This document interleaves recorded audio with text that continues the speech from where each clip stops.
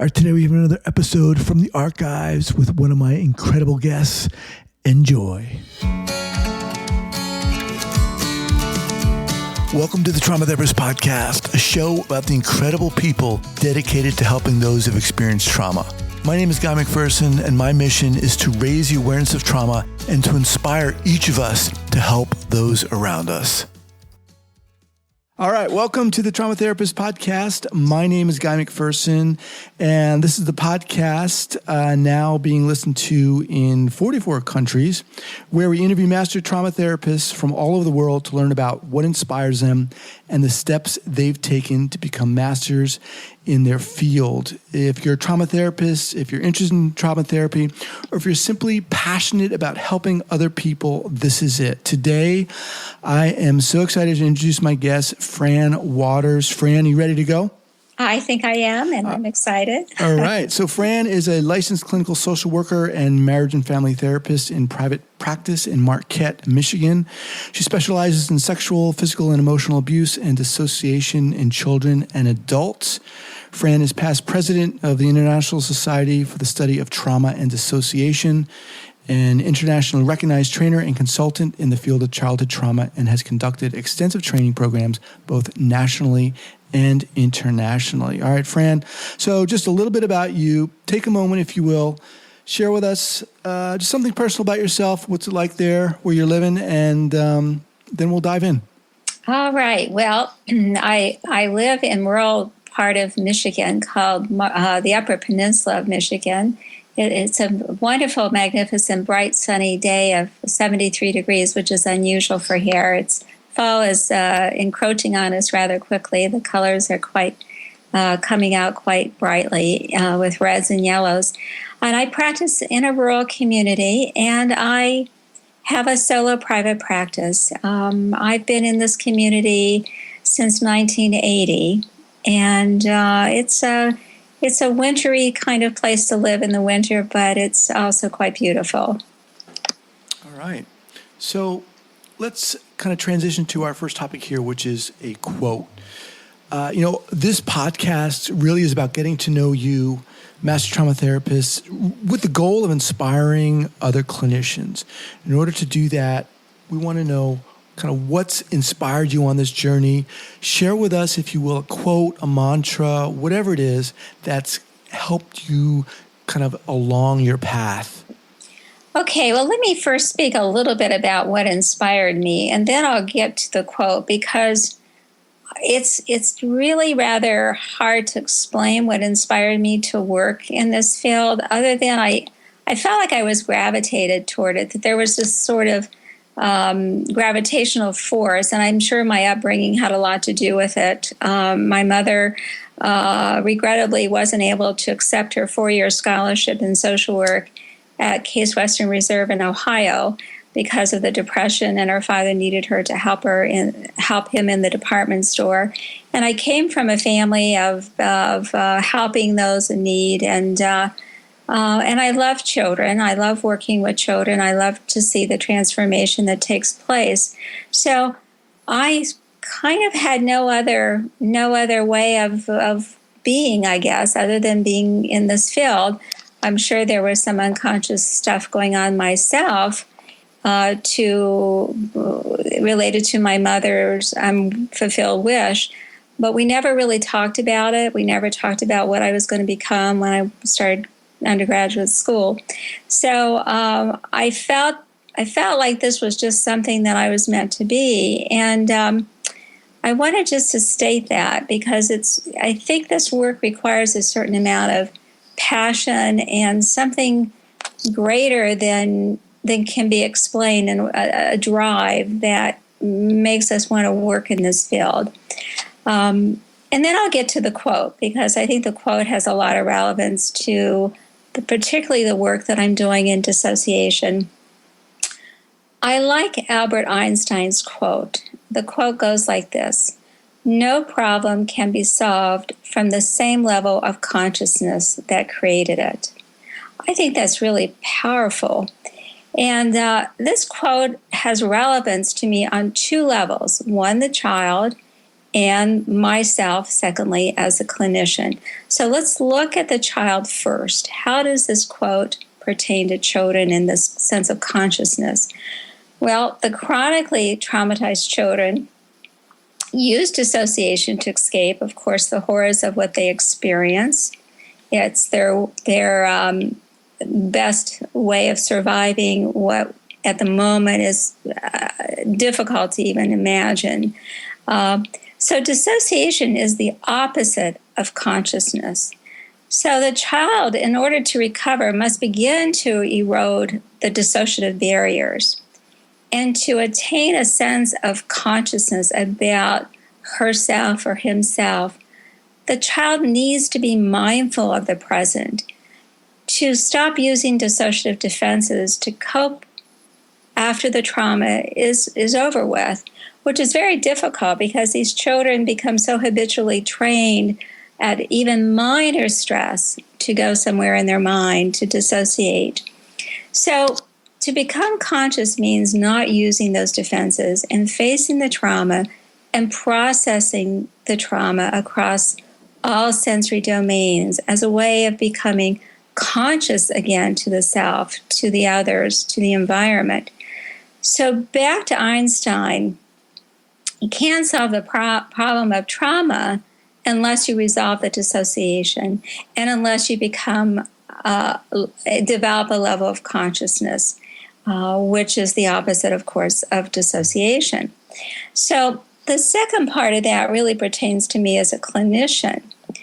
I needed to readjust my old paradigm of seeing these traumatized children as whole children with symptoms and just working and approaching them as if they are a unified child, as if there is one child there that was traumatized, and that was going to help them heal. Now, as I began to specialize more and more, and I worked for many, many years in Marquette, and even before then in my undergraduate years, I was fortunate to work as a therapist in a community mental health center. In my postgraduate years, I worked for 12 years at our local mental health center here in Marquette. And I was developing a specialty in severely traumatized children and became more and more steeped in understanding about sexual abuse and got a lot of training. And I recognized more and more that as I worked with these children, that I wasn't working with a whole unified self. I was working with a child that was fragmented, that there were different states of the child, different levels of consciousness, or I should say, levels of unconsciousness within the child, that there was this inner life that was so incongruent with what was going on in the external life of the child.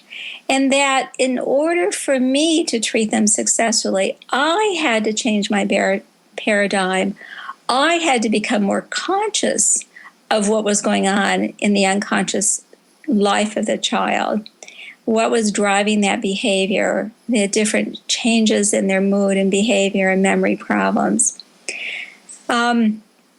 So that started me to begin to recognize dissociation in children, and that's kind of an interesting story about how that first came about. And I don't know if that's something you would like me to elaborate on later, but I can if you would like. Well, let's stop there for a second because you just blew that question out of the water. I mean, we could hit the stop button right there, and I think that would be an amazing interview. Fran, you just hit it on so many levels here, and I think really just gave me and I think our listeners a lot of insight, not only into what's driven you, but really into ways or perspectives of how to approach, individuals who've been traumatized. A couple of things that really struck me is I love the way you started this out by kind of framing what you were going to say by saying there was like some gravitational pull or force, I believe the word is that you used, that has really driven you to this work. You talked about your mom and her unfulfilled wish as well. And then, of course, that quote by Einstein. And I love how you, or how that's kind of set the foundation for your paradigm shift. That's really, really effective. And to me, I just got a lot out of you kind of juxtaposing, the two concepts of dissociation and consciousness and how that's playing out in your work with kids. I mean, just really, really insightful and helpful, I think, too. Oh, thank you so much. Yeah, it's just, we can hear that, definitely hear the passion in your voice. So let's kind of maybe go a little step further here and, talk about I'll talk about a little more into what led you into this field. I know you certainly touched on it. Mm-hmm. For me, everybody obviously gets into this field for different reasons. And it really resonated with me, what you said about, there needs to be this passion. And for me, definitely there was. I mean, I've often talked about my brother, who's really inspired me. He came back from Iraq and the Special Forces with PTSD, and I just screwed it up. I was so excited to find out what his experiences were, what he was doing, and he just did not want to talk about it, couldn't talk about it, and I didn't know why. Mm-hmm. And I just kept pushing him, and now, obviously, I could understand that. So break it down for us. What led you into this field? Well, I don't know, maybe serendipitous circumstances. I, graduated at undergraduate in social work, Ohio University. And then I had job opportunities. Back in '69, there were many job opportunities then. And I gravitated toward working in protective services. I was a protective service caseworker in Columbus, Ohio. But I knew I wanted to do therapy. There was something driving me to do therapy. And lo and behold, at Case Western University, which is in Northern Ohio, there was a week-long program on family therapy, play therapy. And I was a protective service worker, caseworker at that time, and I was able to take this training. So I took this training, and I began to do therapy with the kids that I was working with as a caseworker. And I pulled in some master-level social workers and psychologists to help me from the local mental health center so that I can learn to do something. I knew I needed to not just direct people. I wanted to inspire these high-risk families. I wanted to inspire these children to heal. There was something in me that was driving me, and I'm not sure what it was exactly, but it was there. And that led me then, after 4 years at doing casework and protective service work, and I look back at that and I say, well, I did my duty for my country. I felt like I served in the armed services because, I was hit over head in court by a psychotic woman when I had to go in front of the judge to help commit her. And I was followed by people. They weren't very friendly toward me in my position as a protective service worker.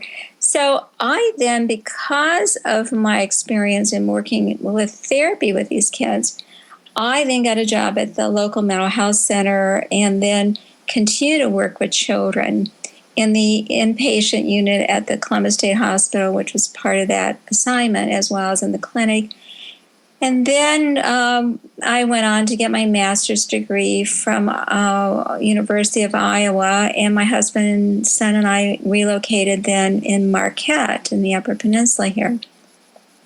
And then it was the natural thing to do then was to work at the mental health center in the child adolescent unit. So, this was my many, many years of experience prior to graduate school and postgraduate. I worked at the mental health center. My first case was a 7-year-old girl. I clearly remember what she looked like, a cute little girl who told me her brother sexually abused her. This was in 1980. That's when I started to work at the mental health center. At that time, the Phil Donahue show was on, and I really liked it. It's not on now, and so I'm really dating myself by stating the Phil Donahue show was on then. There was a program on about sexual abuse of children, and they were showing these anatomically correct dolls. And I asked the clinic to order them, and they agreed. And I began to use them in helping children express what happened to them. I went to every sort of national conference available on sexual abuse of children, became a specialist in that field. I did forensic evals and treatment of children who were abused. And I began to then get more and more referrals of severely abused children, and they were, adopted. So I worked there for 12 years, and during that time I developed and ran a sexual abuse treatment team, and I had a well-developed treatment protocol. I was a bit sort of smug in my young years. I thought, I've got this down. I know how to treat these kids. In a year and a half, these kids were recovered. But suddenly, I had a kid in the mid-80s, like 5 years later, that wasn't recovering. And that was a turning point in my career. That's when I expanded my understanding of what dissociation in children looked like. And I'll tell you a little bit about that, how that happened. I had this little girl who was horribly abused. She was 8 years old, had just been placed in her adoptive home. And wonderful adoptive parents. They both were skilled in working with children. They were had careers in working with children. This little girl was the oldest of 5 siblings. I'll call her Lucy. She was severely sexually abused by both of her parents and their party friends, and she was forced to engage in sexualized behaviors with her younger siblings. She was physically abused with knife wounds and cigarette burns on her frail, thin body. She was the oldest, so she tried to look after her siblings and would go through garbage cans looking for food. They were all failure to thrive. I think you get the picture. I could go on, but I don't want to shock the listeners hearing more morbid stories about her life. So, again, after about a year and a half, Lucy came into my office. She'd been seeing me for a year and a half. She wasn't getting better, which was a bit surprising. So she was in my office as if it was the first time. And it was actually her first time to walk into my office, so to speak. This little part of Lucy looked around my office and was asking things like, "Whoa, what's that?" And she was looking at my shelf on my wall, and she was looking at some of the toys. "Oh, what's that?" Now, I was stunned. I thought, wow, but let me backtrack just a little bit to tell you a little bit more about the journey that led me to really recognize dissociative children. I was very fortunate. At the mental health center, there was a psychiatrist, Dr. Lou Kuhnhoff, never forget her name, had just given a 2-hour in-service on multiple personality disorder, and that's what they called it back then, as you well know. It's now dissociative identity disorder. I think she had just come back from the international conference on the study of multiple personality and dissociative disorders. So I was curious. I knew that abuse had something to do with MPD. I thought, well, I think I'll go to this. I doubted if I would ever see a child with MPD. I was sort of, a bit naive at that point.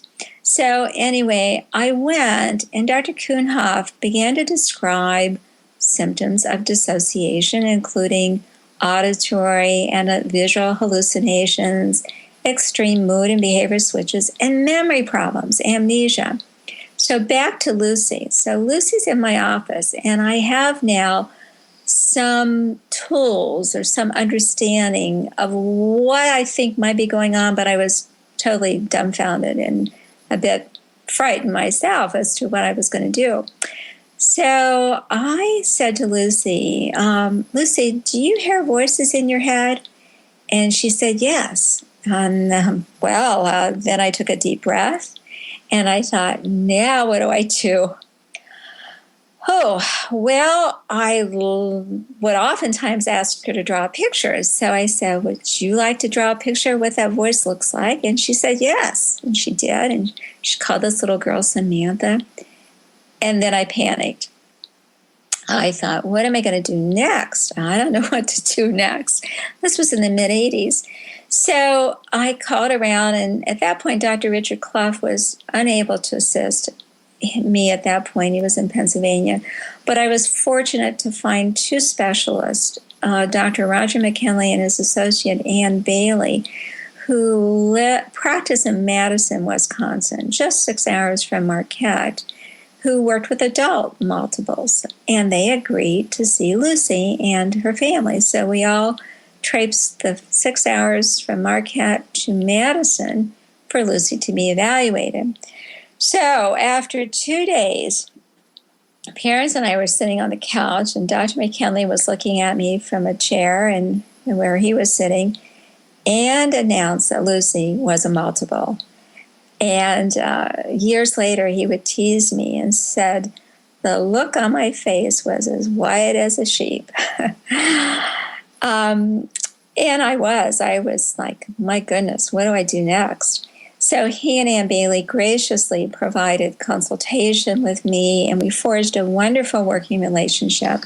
They knew about DID, multiple personality disorder. I knew about child development and trauma in children.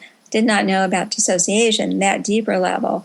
But we combined our skills, and from that point on, I began to, quote, recognize dissociation in children. And I've become an international trainer and consultant since then. I say recognize because I look back and I think there were probably many that I missed. But that's sort of how things got started with me. Wow. So what an amazing storyteller you are. I mean, that image of, from you starting out, again, you talked about this force that was driving you to do therapy that you really didn't know or don't know what it was. And then, through the different kind of levels of your experience, ending up with this young girl. Was there a sense that this was what you needed to do at that point? Was it because you've during this interview you've kind of made a distinction in a sense, or it seems that the spotlight is more on dissociation for you. Is that where you've been pulled more, would you say? Yes. Although, I do work with children that are non-dissociative, that have trauma, but the more I learn about the neurobiology of trauma, the more I learn about the degrees of dissociation, that you do not have to have distinct states that take control of the body, but you can have aspects of the mind that hold different components of the trauma, the feelings, the emotions, the behaviors of the traumatic event, the memories, the physical sensations, the body sensations. The more I realize about the degrees of trauma, the more I realize that there usually is some degree of dissociation. It doesn't have to be the extreme, where there are separate personalities that take control of the body. But I think that we all have, different aspects of ourselves. I'm a mother, I'm a wife, I'm a therapist, I'm a friend, I'm a gardener, and we all assume different rules. I think what with dissociation and trauma that is so severe is that there's not the mind has segmented off these different rules, different parts of the self to survive, and it was all part of the original traumatic experiences and how they had to cope with it. And so they have these segmented parts of the mind that are not connecting with one another.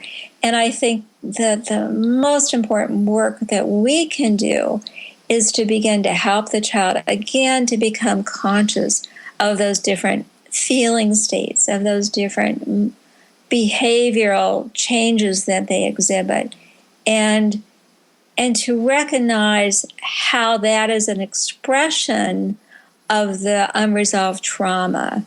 And that is part of the integrative process, is to having the child own up to all that aspects, the different unique nuances within the child that helps that child to feel more unified, So, I don't know. I hope I didn't get off track. No. I think that's a really great summary of what's going on. Let's move on here. You know, we've talked a little bit about your journey into the specialization of the field.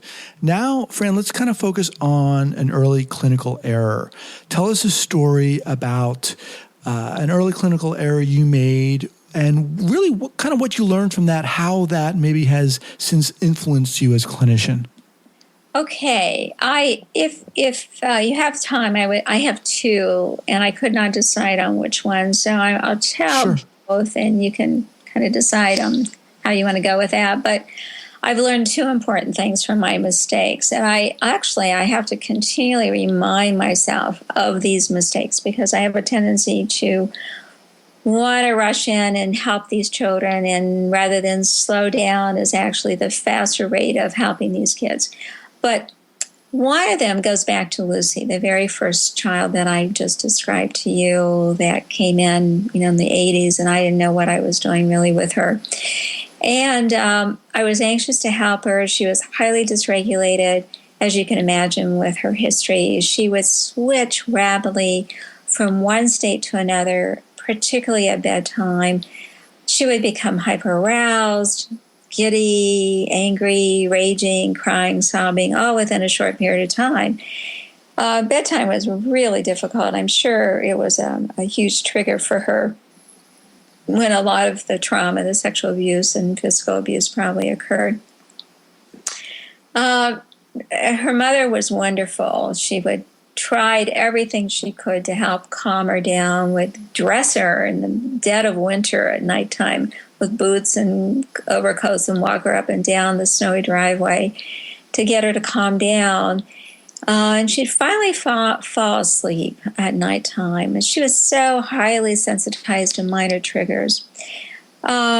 Just talking about what happened would set her off. She was so unable to soothe herself. So what I learned from that is the importance of stabilization with these dissociative children, and particularly helping them with affect regulation and also regulation of their behavior. But affect regulation, I think, is so critical. I think the most deleterious impact of trauma on children is the dysregulation of the affect. If they are constantly in a state of hyperarousal or numbing, the brain isn't functioning well. It's not able to think clearly. So I have since then developed many, many strategies to help calm the stress response system, to get the higher part of the brain working. I've developed some hypnotic techniques with children to help them safely discharge a lot of their anger. For example, a lot of these children, of course, have rage. They have a lot of self-destructive and aggressive tendencies. And one of the things that I developed that I found to be extremely, extremely helpful, and the kids really seem to like it, and they get it right away, is they have such an internal life within their mind. They have a life internally that is so different than the external life. They create whatever they need to create to help them survive and to keep going. So it's very easy without any formal hypnotic inductions. You can suggest to children things. And what I suggested, and this started with one little girl, oh my goodness, it was like 5 o'clock at night.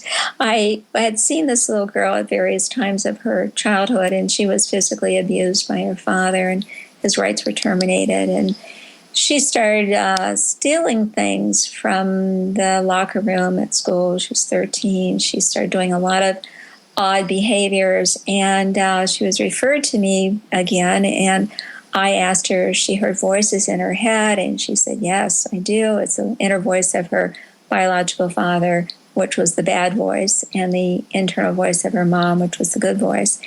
Anyway, here I was sitting in this room, and this bad voice of hers, as she called it, the dad voice, was not at all going to agree to stop getting her to steal things. I mean, she was on probation for stealing, and she was unable to go to school at that point because she had stolen from the locker rooms.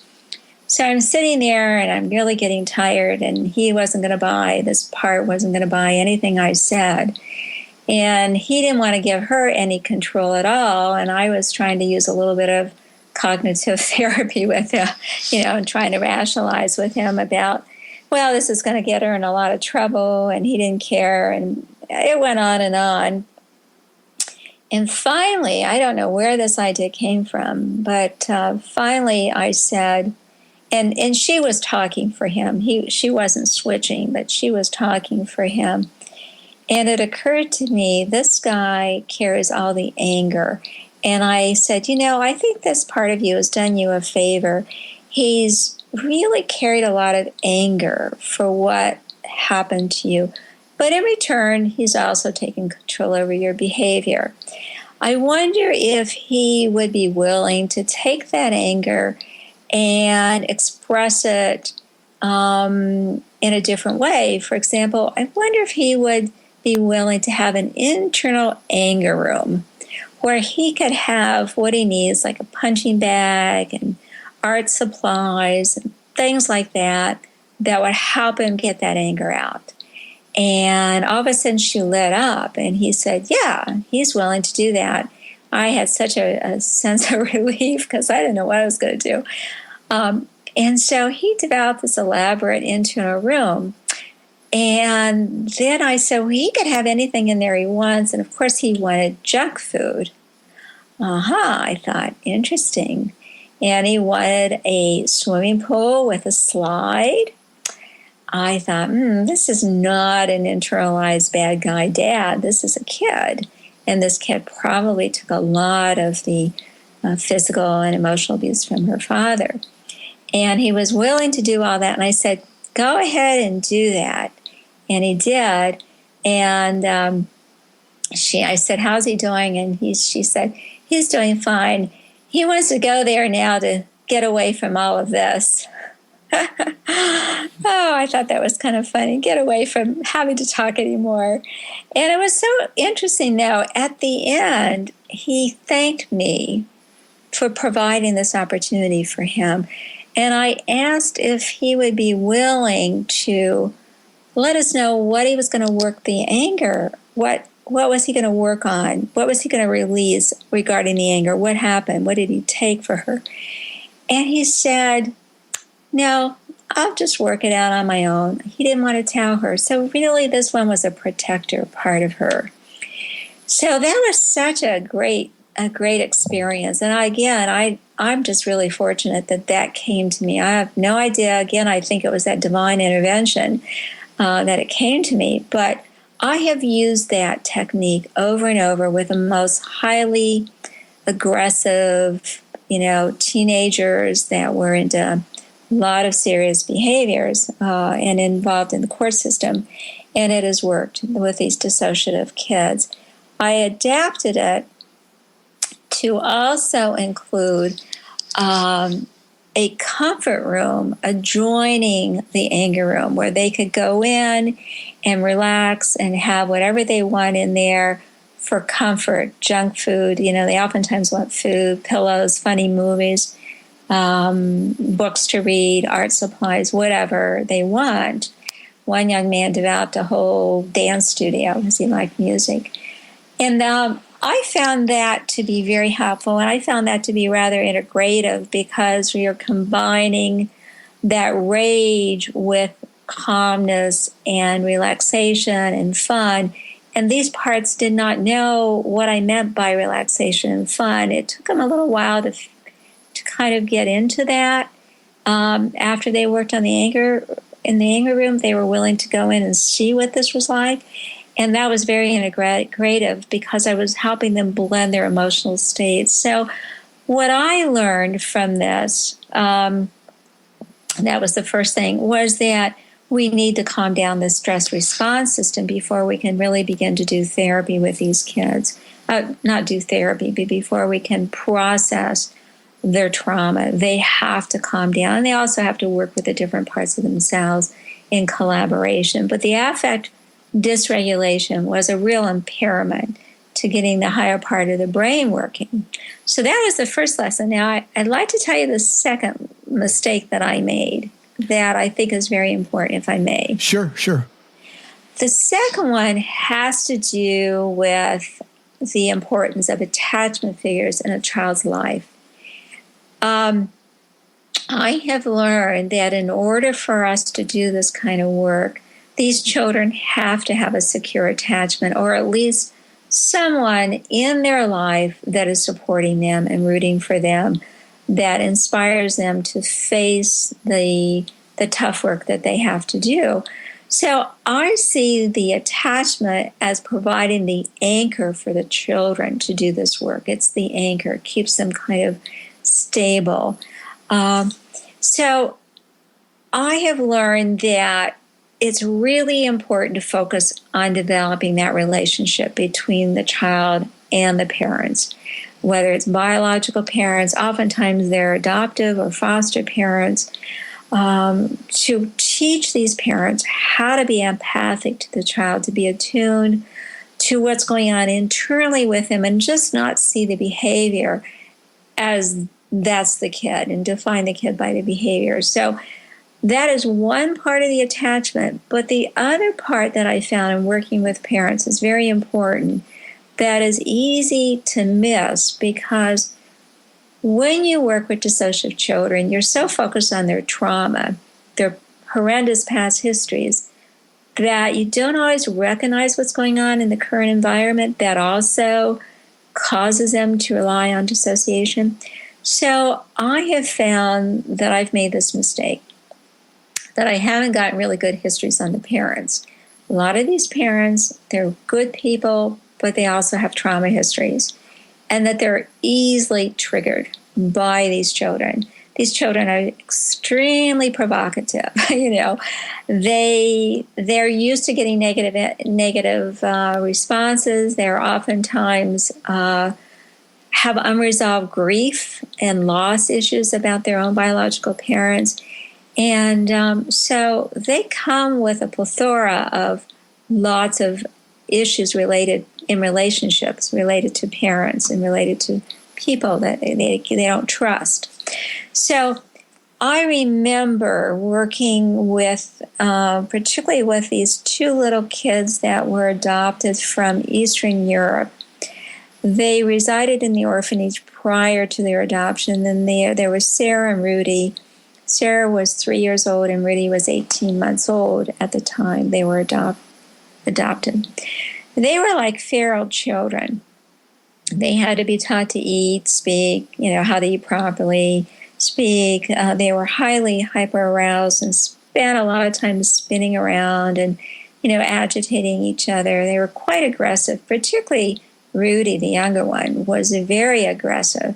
And he actually revealed to me that he had an invisible team inside that told him to choke his sister because they thought that they could eat humans and they were hungry. And, they did not understand that there was food in the family. They had their own little misconception about reality. And so they attacked the sister and choked her and had to be pulled off, of course. So and so these kids came with so much that I did not recognize maybe other things that also were contributing to Rudy's dissociation. I didn't do an evaluation of the parents' history because they came in as a crisis, and I wanted to get in there and I wanted to help reduce Rudy's aggression, and the parents were pretty worn out. So it wasn't until later that Rudy, in a session, and we were talking about things that made him scared. he told me he was afraid of his mom because she yelled and spanked him when he was younger. Now, his mother wasn't doing that when I was seeing Rudy, and Rudy, by that time, actually Rudy was 7 when I started to see him. So she had 5.5 years of dealing with Rudy without any help. And so I did not get a history on her. And I went and I spoke to her alone and found out that she had quite a history of exposure to domestic violence. Her brother was severely beaten by her father many times. She herself was hit and verbally abused as well. There was alcoholism in the family. And so in her heightened stress, she reverted to what she saw in her family, and that was hitting and screaming. And she was very tearful when she admitted that to me. She was very tearful, very sad. So we had many family therapy sessions, including her husband, and she apologized to Rudy and his sister, Sarah, and that was a real turning point with Rudy because while I worked with him on the early trauma of his being hungry in the orphanage, being neglected, he still relied on some dissociation, and I think part of that was that early fear about his mom hurting him, his adoptive mom. And that was really a turning point for Rudy. He did not need to use dissociation or think about using or being afraid of his mother. And she was employing really appropriate child management techniques with my assistance. So the word of caution is, while we have these kids coming in and the parents are in a state of crisis, they're oftentimes the family's about ready to kick the kid out, put him in a hospital or somewhere else. We need to slow down, and we need to really get a good history on the parents as well. Slower approach in the long run is a faster approach. So those are my words of wisdom. Yeah, beautiful. I mean, Fran, what you're doing here is not an interview. This is a mini workshop. Really, no, you're just giving us so much incredible information. I just briefly want to touch upon a couple of things. So really, you like you said, you gave us you shared with us two kind of early mistakes. First one was with the young girl you referred to before as loosely, and really, being cautious not to rush in. And you were talking about the importance of affect regulation and stabilization there. And one of the things that I really want to highlight, and I love what you did and what you talked about, was where you expressed this really gentle curiosity in the way you posed the question of, creating this comfort room or this anger room, that technique, in order to help these young kid kind of manage that arousal, that curiosity, right? Almost being there with the client as really an ally, not as opposed to coming from the perspective of, what's right, here's what to do.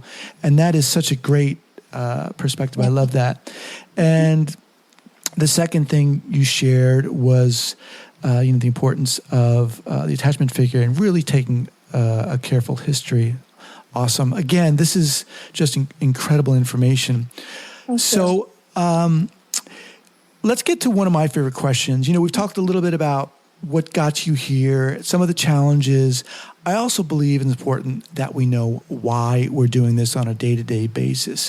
What's your why, Fran? Why you've been in this field for a long time. Mm-hmm. Why are you continuing to do this day to day?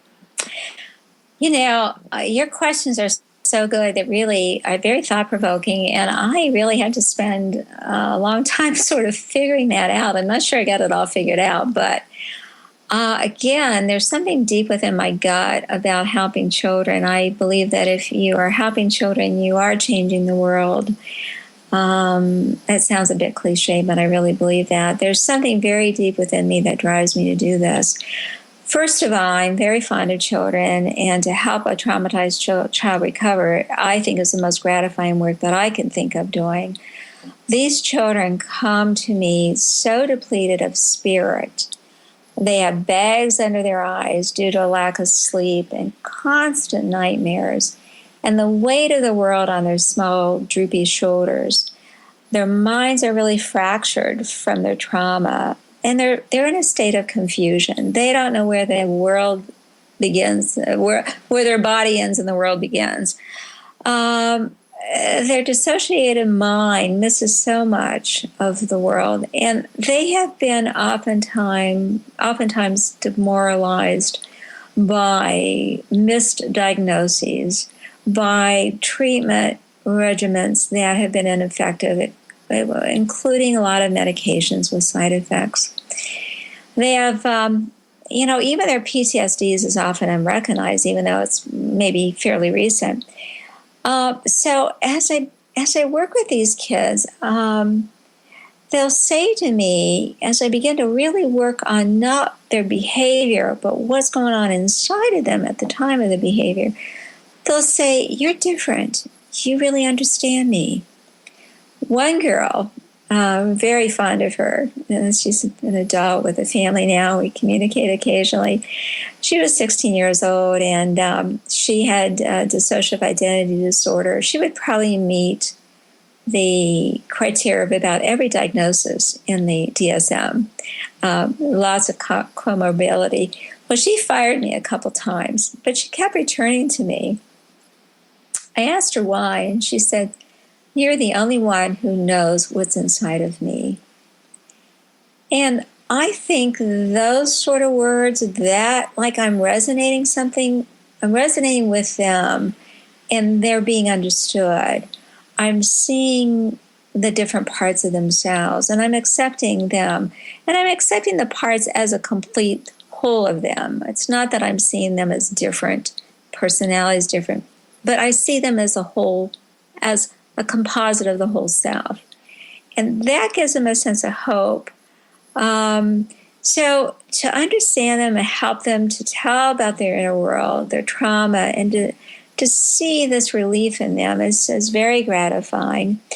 I've seen children make amazing transitions in their physical appearance of being, like I said, downtrodden, droopy shoulders, to very upright posture with a light gait in their eyes, in their walk, and they go from pale faces with bags under their eyes. They have very terrible sleep problems to sleeping well with bright faces, with bright eyes. And that is just absolutely rewarding for me. And they have a chance then to utilize their potential. These kids are amazing in their abilities. I'm amazed at what they had to do to survive. And when they can clear their mind, when they can feel unified, and they can then begin to shine and do the things that bring them happiness and rewards, that is just a gift they give to me as well. And I think that really moves me to continue this work. My sons keep saying, "When are you going to retire, Mom?" And I said, "Retire? What are you talking about?" So that's sort of what's motivated me over the years. Yeah, well, Fran, it's just amazing. I mean, listening to you talk and really honestly just thinking how lucky this field is to have someone like you and how lucky your clients are to have someone like you, because your passion and sincerity and obviously your knowledge is just amazing. So, thank you. Yeah. So, many of our listeners just getting into this field, some have more experience. Again, you've been doing this for a while. Yeah. What advice would you have for those of us, maybe again, who are just getting into this field, who are scared to get into this field? Mm-hmm. What would you say? I would say first learn all that you can about trauma and dissociation. Go to conferences. Don't give up on these kids. There's an answer. Their behavior has some meaning. It's up to us to figure out what the meaning is to help guide them. So learn all you can. And then I suggest that they seek consultation on a regular basis with a seasoned specialist in dissociation who can provide support, education, and guidance to them. It's tough work. It is very tough work, and you can kind of get into this work and lose sort of a perspective, and it's hard to get it to figure out what you're doing because it's so complex. You're treating children on a dissociative child's mind on so many different levels. So it's good to see consultation on a regular basis. And then I suggest that they engage the caregivers and helping them to help their children, that this is not just treating the child, it's treating the caregivers as an important component of the treatment of the child by building that attachment. And then, of course, taking good care of oneself and having fun, doing things that you enjoy doing, and that is really important to have that balance in your life. So, okay, well said. So learn all you can about trauma and dissociation. You talked about not giving up on these kids and really about the challenge of this field, yes. I think, which is so true. Seek regular consultation, and also I really liked you mentioned, engage those caregivers for a number of reasons, so that they can help the kids, and also as a kind of foundation for attachment and, of course, self-care. Fran, what 2 books can you share? They don't have to be trauma related, but things, books that maybe have had a major impact on who you are or even the work you've done. Well, there are 2 current books, and then there's a third that hopefully will be mine coming out next year. But the 2 current books, one is Sandra Whalen has edited a book called Dissociation in Traumatized Children and Adolescents, Theory and Clinical Interventions. Sandra and I were co-chairs of the Child-Adolescent Committee of the International Society for the Study of Trauma and Dissociation, and many of our committee members contributed chapter to this book. This is a book that describes one case in really deep details, so a clinician can really see the process of treatment and recovery.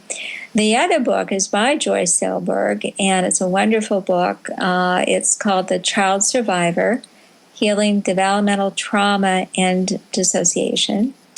And she writes like poetry. She's got an amazing ability to enter into the child's life. Joy and I have consulted and collaborated and shared a lot of trainings together, and she's really quite a giant and a kindred spirit in the field with me. And then next year I will have a book out called Healing the Fractured Child, Assessing and Treating Dissociative Children, or Dissociative Youth, I should say. So. All right, so 3 books. So Joanna Silberg's Child Survivor, and then Sandra Whelan's book. We'll have both of those on the show notes page at westcoasttraumaproject.com. Hit on the podcast tab, and Fran's page will come right up. And of course, your book, we're looking forward to that. Do you have a link for that? Is there, or that's just completely just not out yet? Not out yet. Okay. It's out sometime later in 2015. It's in the last stages of the writing. Awesome. Yes. So, Fran, what's the best way to get in contact with you if anyone wants to touch base with you? Well, I have an email, franwatersusa@gmail.com. They can look on my website if they like and link with me through my website. That's waterscounselingandtraining.com. Okay, so that's email, franwatersusa@gmail, and the website, again, we'll have links for that. Fran, you, I've said it again, really just so inspiring. I mean, this is why I'm doing this. It's just amazing. For me, it's so inspiring. I wanted to help other clinicians, but I'm just sitting over here going, oh my gosh. Again, this really was a mini workshop in trauma and dissociation. I want to thank you so much for taking the time to do this. Thank you, Guy. It was really a pleasure and really thought-provoking questions that made me sit and reflect, which I oftentimes don't do. So thank you so much. Oh, you're welcome. All right, we will talk soon. Okay. Bye-bye. Bye.